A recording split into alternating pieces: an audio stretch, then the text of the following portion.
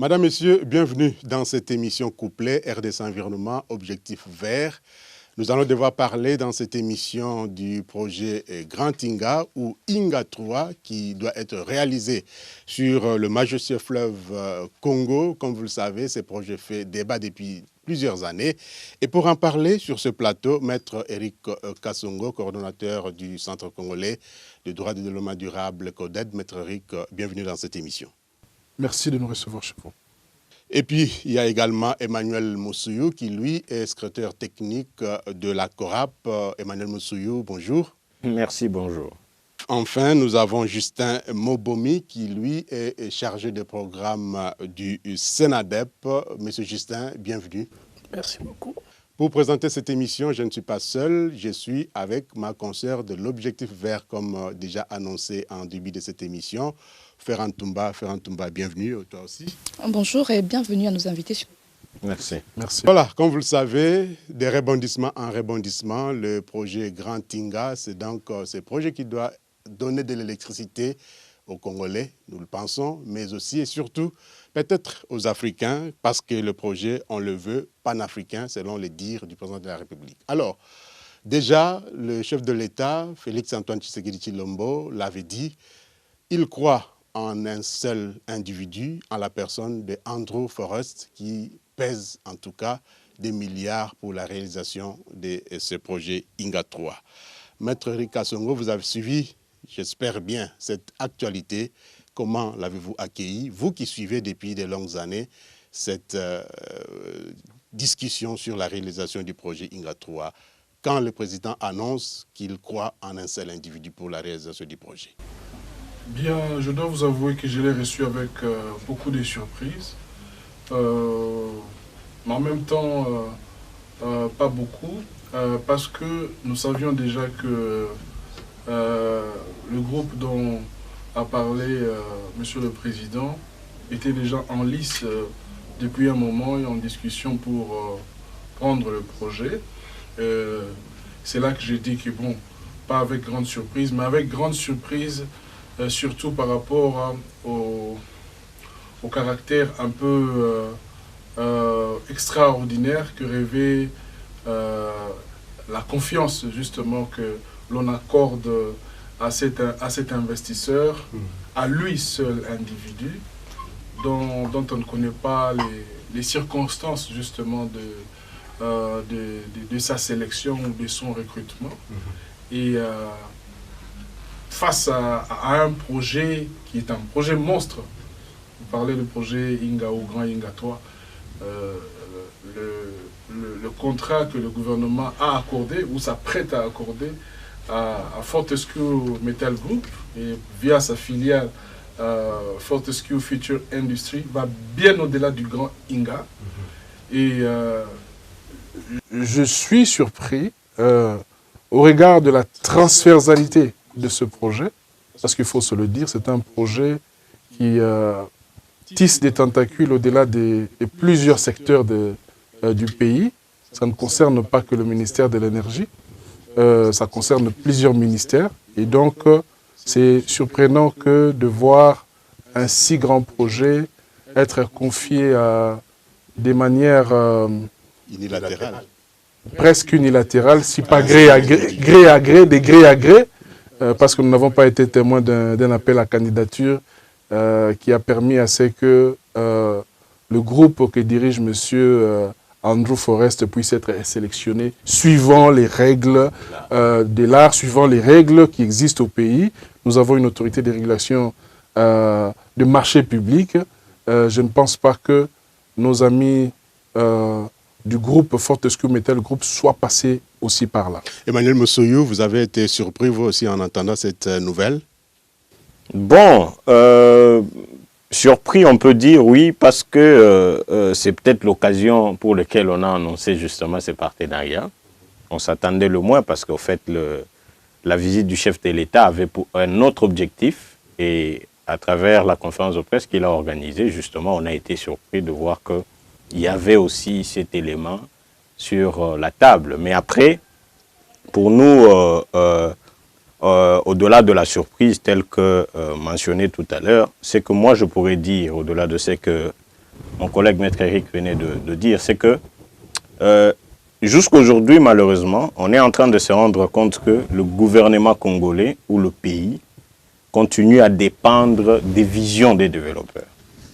Parce que, à suivre le discours du chef de l'État, vous vous rendrez compte effectivement que la RDC ne connaît pas le projet Inga, ou carrément n'a pas de vision de ce qu'il veut faire du projet Inga 3. Parce qu'en même temps, le chef de l'État, quand il présentait M. Andrew, le docteur Andrew, vous allez, n'est-ce pas, constater que, parlant du projet, il attendait ou il dépendait de ce que l'investisseur va dire. Après, on va se poser beaucoup de questions autour de ça. Est-ce que la RDC pourra contrôler ce projet-là? Est-ce que ce projet-là sera bénéfique à la RDC? Donc, c'est toutes ces questions, justement, qu'on essaie de se poser, au-delà de la surprise, de l'opportunité, justement, de la présentation de cet investisseur. Voilà, il pèse 100 milliards de dollars américains, selon les dires du chef de l'État.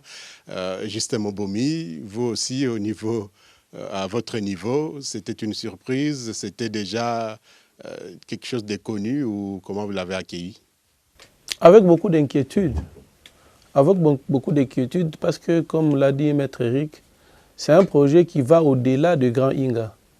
Fortescue Metal Group veut prendre Inga 4 jusqu'à Inga 8, mais il veut plutôt installer des industries vertes en République démocratique du Congo. Ce sont des projets avec des budgets colossaux. Je suis surpris de voir que ailleurs, des projets de millions se négocient en termes de plusieurs années. Chez nous, c'est en quelques jours, on est prêt à signer 26, 40 milliards, et voire même on parle de 80 milliards de dollars en très peu de temps. Je suis très inquiet, je me dis, est-ce que avons-nous eu des gens valables pour pouvoir négocier des projets de cette envergure-là? La durée prise par le gouvernement pour aller signer, du moins la convention, m'inquiète beaucoup. Ça donne l'impression que on n'a pas eu suffisamment de gens pour étudier les différents projets, parce que c'est un ensemble de plusieurs projets. Et j'ai l'impression qu'on y est allé, on a été émerveillé, flatté. Donc, il y a les techniciens, je me pose la question, il y a eu des techniciens, parce que si ce sont des projets qui ont été négociés par des véritables techniciens, je doute qu'on allait faire ça en moins de 2 ans. Alors, merci beaucoup, Justin. Alors, ce projet, comme vous l'avez si bien évoqué, on parle question de temps, de débat et tout ça. Dans les temps, on a vu plusieurs consortiums passer pour développer justement ce projet. On a parlé de consortium hispano-chinois, on a vu les Allemands, encore des Australiens. Maintenant, il s'agit d'un seul Australien. Mais après, ces projets représentent près de 100 000 emplois qui seront créés. Alors, de quoi résorber le chômage qui bat son plein en RDC? Qu'est-ce qui justifierait aujourd'hui la réticence de la société civile que vous représentez, parce qu'on l'a su en son temps, lors de consortiums précédents, vous êtes également levé pour on va dire, faire barrière au développement de ce projet. Est-ce que c'est parce que vous n'avez pas été associé on va dire, au choix de ce nouveau partenaire que aujourd'hui vous tirez la sonnette d'alarme? La société civile partage ses inquiétudes et elle met ses inquiétudes sur la place publique. Ces inquiétudes sont d'ordre légal. Ces inquiétudes sont d'ordre même constitutionnel. Vous savez, le droit à l'information est un droit constitutionnel. Nous sommes dans un pays moderne. Au XXIe siècle, nous sommes un pays aspirant à devenir un état de droit. Et donc, état de droit veut dire aussi faire tout dans la transparence. Une de nos inquiétudes, c'est l'opacité, si vous voulez, le manque de transparence qui entoure le projet depuis les débuts. Vous voyez, depuis que la société civile, en tout cas, est active dans ce projet vers les années 2013, si pas avant. On a toujours fustigé l'opacité. Et c'est cette opacité qui perdure. Au-delà de cette opacité, il s'agit des questions de grande envergure.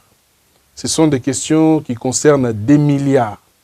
On a toujours l'habitude de faire des anecdotes sur le budget de la RDC, qui est aussi autour de 5 à 6 milliards de dollars. Mais là, il est question de projets où on vous parle de 10 milliards, de 20 milliards et peut-être même de 80 milliards. Ce n'est pas normal. Si on débat d'un budget de 4 milliards au Parlement, pourquoi un projet qui coûterait 14 milliards ou plus devrait être discuté entre quelques individus et sans que certains ministères sectoriels soient proprement impliqués. Et vous-même? Nous-mêmes, en tant que société civile, en tant que représentants des populations, pour voir ce qui se passe. Il n'y a rien de caché, il faut dire à la population ce qu'on envisage de faire. Quand un père veut construire une belle maison, une grande maison qui va abriter ses enfants, il explique, il vient avec le plan. Il dit, mes enfants, voilà ce que je veux construire pour vous. C'est ce que la société civile demande. La société civile veut cette transparence-là, de nous montrer carte sur table, qu'est-ce que l'on veut faire des Inga. Mais à partir du moment où on en fait quelque chose de caché, de confidentiel, avec des engagements importants que la République prend pour le pays, ça devient inquiétant. Et c'est là que ça suscite les interrogations de la société civile. Alors, M. Emmanuel, ces projets, s'ils suscitent autant d'inquiétudes sur le plan environnemental, j'allais dire, outre le fait que la loi portant création de l'agence ADP, j'allais dire, n'a pas été abrogée, quels sont les autres flous que vous énumérez justement dans la passation de, je vais dire, de marché ou du nouvel acquéreur qui est M. Andrew Forrest? Merci beaucoup pour la question. Je pense que je voudrais juste mentionner une chose par rapport à la première question sur les emplois. Déjà ici, la chose principale que je dirais et que je recommanderais à la population, c'est de ne pas se fier à des discours propagandistes. Parce que la vérité, c'est qu'aujourd'hui, avec l'évolution de la technologie, il ne faudrait pas faire miroiter aux gens qu'il y aura autant d'emplois qui seront créés parce que nous avons plusieurs expériences aujourd'hui de construction de barrages qui ont démontré le contraire. Je prends en RDC le cas du barrage de Zongo, où les gens attendaient plusieurs emplois à être créés, mais je vous assure que jusqu'à la fin du projet de la construction de Zongo 2, il n'était prévu que de recruter 24 personnes. Et ces 24 personnes, aujourd'hui, c'est la moitié de ce nombre qui fonctionne au niveau du barrage de Zongo. Avec des preuves à l'appui. Oui, nous avons publié beaucoup d'études, nous avons fait beaucoup de recherches et nous l'affirmons ici sur ces plateaux. Donc pour dire que c'est au fait beaucoup de discours propagandistes parce qu'en réalité avec la technologie, aujourd'hui dans un barrage, on n'a plus besoin de beaucoup de gens parce que les robots, la robotisation, n'est-ce pas, est à jour. Et s'il faut parler de plusieurs emplois, on peut le concéder, mais généralement ces emplois sont créés dans la phase avant exploitation, donc lors de la construction du barrage. C'est-à-dire, on aura plutôt besoin de la main-d'œuvre. Mais est-ce que c'est de ces emplois qu'on veut, n'est-ce pas, brandir pour garantir le développement économique des populations congolaises? C'est un point d'interrogation. Revenant à votre question sur, n'est-ce pas, les autres flous qu'on peut énumérer aujourd'hui dans le cadre de passation de marché public. Mes prédécesseurs l'avaient mentionné. Écoutez, pour aujourd'hui, s'il faut lire la loi sur la passation de marché public, tout grand projet, d'ailleurs je suis allé très direct en parlant de la loi sur la passation de marché public, mais il faut revenir sur la loi portant secteur de l'électricité dans son article 39. Vous allez vous rendre compte que tout projet qui mérite ou tout marché qui nécessite une licence ou une concession est appelé à respecter ou à suivre la procédure de passation de marché public conformément à la loi, notamment sur la passation de marché public.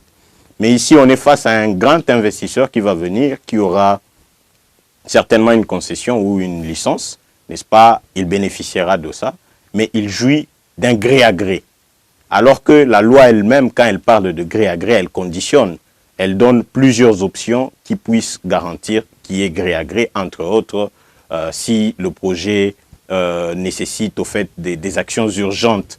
Et on appelle ça, au fait, marché urgent, hein, si seulement je ne me trompe pas. Donc cela fait appel à des marchés qui ont trait à la défense, qui ont trait à des urgences de l'État qui nécessitent vraiment une application rapide. Mais après ici, on est face à Inga, on peut identifier qu'il n'y a aucune urgence qui peut justifier la précipitation dans laquelle les choses avancent. Au-delà de ça, c'est au fait clair que Inga n'est pas un projet qui peut être développé sous un mode gré à gré. Ce qui fait que déjà la procédure, on parle de la corruption, on parle de l'amélioration de la gouvernance, ça c'est les dires justement du président de la République et de M. Andrew. Mais après, les bases sur lesquelles sont posées les négociations pour ce projet Industrie Vert qui part de Inga 4, 5, 6, 7, 8, Pioka, Matadi. Les bases, comme je le disais tout à l'heure, n'est-ce pas, sont sur des négociations qui ne tiennent pas, qui violent les lois et qui peuvent faire appel notamment à la corruption, qui peuvent faire appel à la mauvaise gouvernance. Donc voilà un peu ce que nous fustigeons déjà à ce stade, à ce projet-là, en dépit de tout ce qu'on peut noter comme impact environnementaux. Parce qu'ici, on ne parlait que de Inga 3 avec une possibilité de déplacement de plus de 40 000 personnes, avec un grand risque sur le plan économique, sur le plan social, avec une dette directe ou indirecte. Mais ici, on est maintenant en train de parler d'un grand projet qui va nécessiter la production de plus de 70 000 mégawatts. Et comprenez que sur le plan environnemental, c'est beaucoup de risques à travers ce qui se fait. Alors, autant de flux que vous avez épinglés. Alors, Monsieur Justin, dites-nous, est-ce que vous êtes concerté, on va dire en interne, pour, on va dire, les structures qui accompagnent Coraf? C'est une coalition, à ce que je sache. Donc, en interne, pour pouvoir épingler comme ça, de manière concrète, les impacts environnementaux. Monsieur Emmanuel l'a effleuré tout à l'heure. Vous l'avez fait pour pouvoir donner aujourd'hui une position plus claire et plus détaillée? Merci beaucoup pour la question. Je voudrais revenir sur d'abord le problème de l'emploi. Vous avez parlé de 100 000. Si vous suivez l'entretien spécial que le conseil spécial des chefs de l'État aux infrastructures avait donné à Top Congo, il parlait de 700 000 emplois. Il y a de quoi être émerveillé. Mais comme on a expliqué, c'est de la propagande que toutes les sociétés multinationales amènent pour vous faire adhérer à son projet. Je crains que les décideurs qui ont pris des décisions de travailler avec eux se sont laissés emporter par ce genre de propos de 700 000. Parce que nous avons été à Zongo 2. Hein? Sur les 100% d'emplois qui vont être créés, 80% ça sera des manœuvres. Des gens qui vont transporter des moellons d'ici là, des sacs de ciment, tout ça. On payait à ces gens-là 3 000 francs par jour. Cet emploi-là, ça garantit des congés, des vacances, des prises en charge de maladies. Non. Cet emploi-là, si tu le fais même pendant 1000 ans, vous ne saurez pas vous acheter même une chemise de $10. Revenons à votre question sur la CORAP est une coalition. Mais la question que vous posez sur le barrage, c'est connu de tous ceux qui travaillent dans le secteur de l'environnement. Les grands barrages sont destructeurs de l'environnement. C'est connu de tous parce que la Commission mondiale des barrages a évalué plus de 500 barrages. Les grands barrages, il les a évalués et les conclusions sont partout les mêmes. Certes, les barrages ont aidé à faire progresser certains pays, mais sur un lourd tribut que les populations ont payé. Emmanuel a parlé tantôt là de 40 000 personnes qu'on va déplacer. On va les amener où? Comment seront-ils installés? Comment vont-ils avoir des moyens de survie? Les problèmes de grands barrages sont de notoriété publique. Quand nous en parlons, ce n'est pas que nous inventons, parce que la RDC n'est pas le premier pays à avoir construit des grands barrages. Inga 1, Inga 2 existe. Il faut aller à Inga voir comment les gens sont installés, particulièrement au cas Kinshasa. Des gens dans des conditions inhumaines. Ils ont du courant à quelques mètres pour avoir cédé leur terre. Ils n'ont même pas de courant qui les aide à préparer, à faire la cuisson.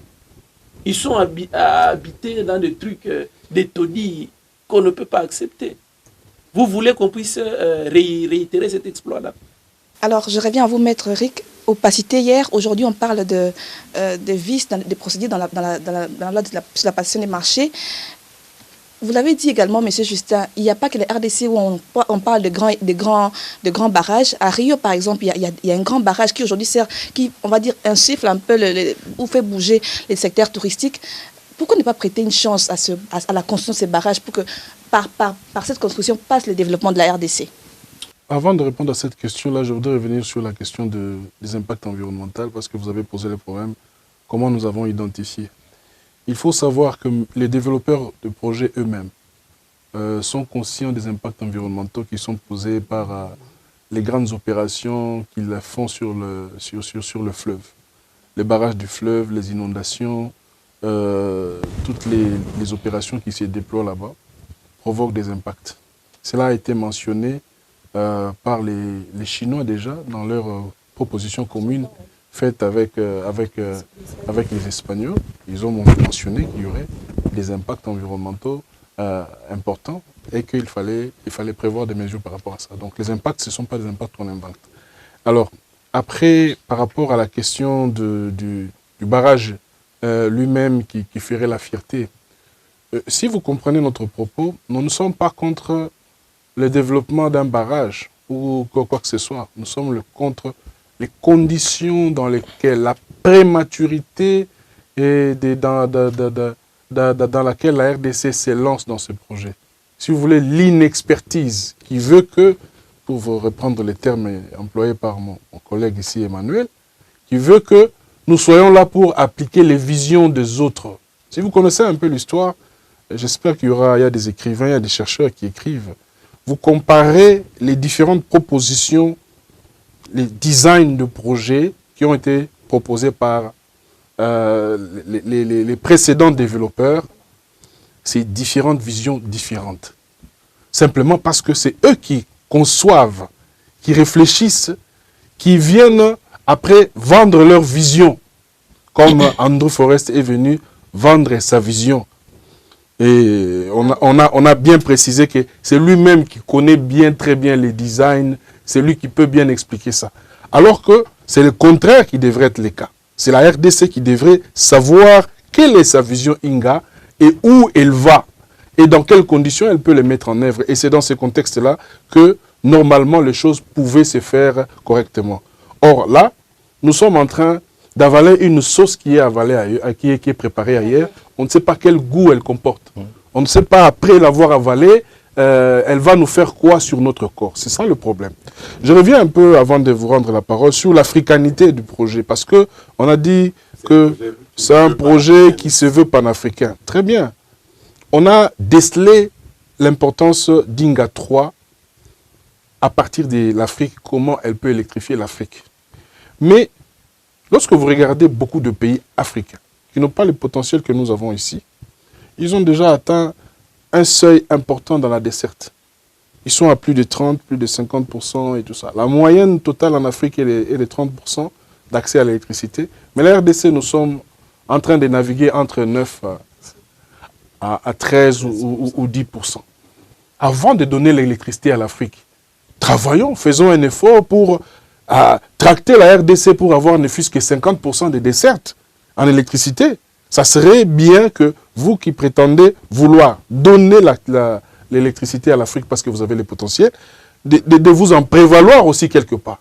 C'est absurde de ne pas avoir l'électricité nous-mêmes pour notre propre développement et de vouloir tout de suite aller le donner à l'Afrique. Si vous voulez, il faut passer les choses dans les étapes. Il faut commencer par électrifier le Congo et avec des sources alternatives qui abondent au niveau de la RDC et qui peuvent permettre aujourd'hui à la RDC de faire un bond sans besoin de recourir vers les grands barrages.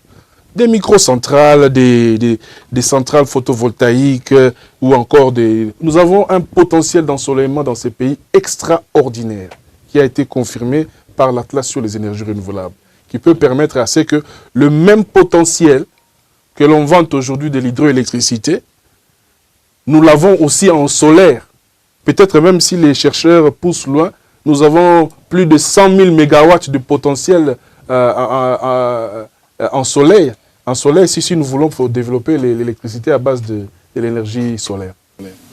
Alors, Emmanuel Moussoyou, je cite le président de la République, je vois en Andrew Forrest un investisseur sérieux par sa capacité à développer le projet Grand Tinga. C'est un peu pour paraphraser aussi Maître qui disait que c'est lui seul qui connaît la sauce quand le chef de l'État dit que la capacité à développer, c'est-à-dire que c'est l'investisseur qui va développer le projet et non le pays. Les sources d'énergie, il y en a, comme on l'a dit, mais on veut de l'électricité, de l'énergie propre en République démocratique du Congo. Et parmi cette énergie, il y a l'hydroélectricité. Le grand barrage Inga 3 fait débat aujourd'hui. Mais est-ce que vous avez sollicité, est-ce que vous avez mené des investigations, est-ce que vous avez cherché à prendre contact pour que votre point de vue compte? Parce qu'il ne suffit pas nous vous recevons aujourd'hui dans cette émission pour dire votre peut-être mécontentement, votre position, mais est-ce que vous avez la possibilité de pouvoir parler avec ceux qui doivent s'imprégner effectivement de ces projets pour que votre voix puisse compter, pour que votre voix soit acceptée aussi de ces côtés-là? Déjà, votre question contient plusieurs autres, n'est-ce pas? Et s'il faut d'abord aborder la toute dernière où vous posez la question si on a fait des efforts pour rencontrer les autorités, je pense que la démarche que nos organisations appliquent est très différente justement de ce que font par exemple le mouvement citoyen. Nous, on n'est pas là que pour mobiliser les gens ou pour décrier les choses, mais plutôt on est là pour contribuer au développement parce que nous sommes des acteurs au développement. Et ce que nous avons fait depuis plusieurs années maintenant, c'est vraiment de travailler avec le gouvernement. Nous sommes parmi les rares organisations qui avons fortement influencé, par exemple, la loi portant secteur de l'électricité, les mesures d'application de la loi. Et quant au projet INGA, nous avons rencontré plusieurs fois les autorités de l'ADEPI. Nous avons aussi rencontré le conseiller spécial du chef de l'État en matière d'infrastructure. Nous avons fait en tout cas n'est-ce pas, pris beaucoup d'initiatives pour rencontrer les autorités. Mais malheureusement, la tendance c'est que la vision qu'ils ont pour développer le projet, en dérogeant aux lois, en ne respectant pas le point de vue de la population, est vraiment mise en avant-plan. Et nous sommes très désolés pour le constater parce qu'après, INGA, ça doit être un projet congolais, avant tout africain également, comme on peut le mentionner. Mais être un projet congolais, c'est-à-dire c'est un projet qui est approuvé par le Congolais, à travers, n'est-ce pas, des consultations, à travers le partage d'informations, on l'a mentionné tout à l'heure, et à travers la transparence carrément. Mais ici, on est face à un projet qui déroge de tout cela. Écoutez, est-ce que vous qui êtes là, ou même les téléspectateurs, qui ont suivi peut-être le projet de près, quelqu'un parmi nous peut nous dire s'il a déjà vu un contrat signé dans le cadre du projet INGA 3? Même le traité qui était ratifié par nos deux parlements a été difficilement, en fait, on a accédé à cela très difficilement. Alors que c'est des documents qui devaient être à la place publique. Donc vous constaterez qu'on parle d'un projet congolais, mais que le Congolais ne connaît pas. Mais que le Congolais a difficile à avoir accès à l'information par rapport à son évolution. Et ça, c'est des entraves graves. C'est ce que nous fustigeons aussi. Mais je voulais revenir un tout petit peu parmi les éléments que vous avez mentionnés sur le grand barrage. Vous avez parlé du grand projet INGA comme étant une énergie verte et autres. Juste un mot par rapport à ça, c'est pour dire qu'on est d'accord. L'hydroélectricité fait partie des énergies renouvelables, de ces énergies considérées comme étant, n'est-ce pas, propres. Mais je vais vous surprendre peut-être en disant que la grande hydroélectricité, un projet comme INGA, davantage de par le monde, il est prouvé que de grands projets comme celui-là sont porteurs des gaz à effet de serre. Donc ils émettent aussi des gaz à effet de serre. En Chine, par exemple, il y a une étude qui a comparé les émissions de grands barrages par rapport aux centrales thermiques. Et il est prouvé que les grands barrages ont contribué aussi efficacement, n'est-ce pas, aux émissions de gaz à effet de serre à cause de l'accumulation de herbes et de tout le déchet qu'il y a dans le fleuve partant de la construction du barrage. Donc pour dire que les grands barrages ne sont pas forcément la solution au développement. Parce que après, si on veut le développement, il faut considérer que c'est plutôt un système décentralisé qui favorise le développement des micro-barrages. Vous êtes conscient que l'Atlas sur les énergies renouvelables parle de plus de 800 sites, plus de 860 sites hydroélectriques répartis à travers le pays. C'est ces projets-là, s'ils sont développés, ils peuvent permettre le développement qui part du niveau local au niveau, n'est-ce pas, national. Mais ici, construire un grand barrage comme INGA, c'est plutôt pour des intérêts économiques. Il quitte le Congo central, il passe sur le toit des communautés qui n'ont pas accès à l'électricité, jusque dans des industries. L'économie va profiter à la population, n'est-ce pas? Après, on parlera de l'économie, mais vous allez ici constater avec moi que la gestion de l'économie est aussi chaotique. Donc, pour dire que le plus grand succès qu'on pourrait avoir dans le développement des énergies dans notre pays, c'est celui de focaliser, n'est-ce pas, tous les efforts du gouvernement dans le développement des micro-barrages à travers le pays, parce qu'il va booster, n'est-ce pas, l'économie à partir de la base pour qu'il y ait des implications au niveau national. Alors, Justin Mobomi, hier, quand on parlait des différents consortiums avec Inga 3, on parlait de 4000 MW, 11 000 MW, 22 000 MW. Aujourd'hui, avec le développeur Andrew Forrest, on parle de combien de mégawatts qui doivent être développés dans Inga 3? Inga 3, on est toujours dans le format de 11 000. 11 000, mais c'est plutôt les grands Inga, plus de 42 000 MW qu'il faut développer. Il faut poser la question aux Congolais. De tout ça, le Congo aura combien? Vous avez dit c'est un projet. Vous avez dit c'est un projet panafricain. Les Africains auront combien pour qualifier ces projets-là de panafricains? Les Congolais eux-mêmes, la région, on aura combien? Ce qui est en train de se faire, c'est qu'on va produire des énergies pour alimenter des industries vertes qu'on va installer dans les sites de bananes. Ça sera ni profitable aux Congolais, ni profitable aux Africains. Donc, je ne sais pas. Les gens qui avaient... C'est comme ça que nous avons dit aux conseillers, donnez-nous la vision du pays sur ce projet-là. Nous n'avons aucune politique sur le projet. Nous sommes en train de subir tout ce que les développeurs nous amènent. Conséquence, on va de manière précipitée signer un accord qui ne nous sera pas bénéfique. Alors, on est tous d'accord. Inga 3, oui. Pourquoi? Avec qui ou comment? Un dernier mot. Oui, dans le respect des institutions de la République. Oui, dans la transversalité, dans l'implication de tous les acteurs qui sont concernés. Parce que Grand Inga, dans le format qu'on va nous donner maintenant, comporte des segments à l'intérieur qui nécessiteraient absolument qu'il y ait des discussions larges au niveau des différentes parties prenantes intéressées, ce qui n'est pas le cas. Et dans ces conditions, il y a un problème. Fortescue Metal Group, quelle que soit l'expérience qu'ils ont, quel que soit les sérieux, quel que soit le volume financier qu'ils peuvent représenter, nous sommes un État avec des institutions.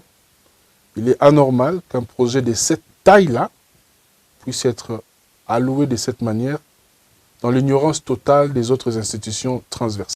Emmanuel Moussouyou, si oui pour Inga 3, dans quelles conditions? Je peux dire oui à Inga 3, mais pas prioritaire, dans la mesure où il y a encore un besoin, n'est-ce pas, d'exploiter le potentiel énergétique du pays, qui sera favorable, comme je le disais tout à l'heure, à un développement économique local.